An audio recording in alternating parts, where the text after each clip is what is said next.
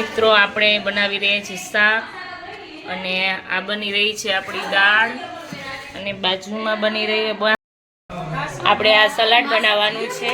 અને તેના માટે આપણે કોબી ટમેટા કોથમરી બધું લઈ લીધેલું છે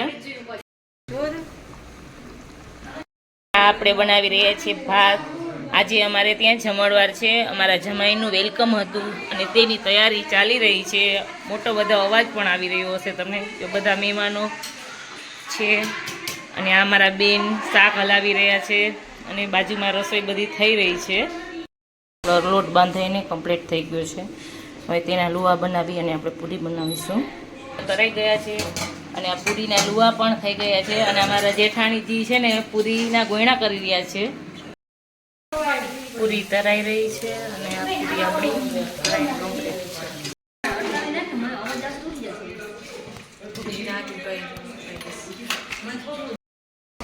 છે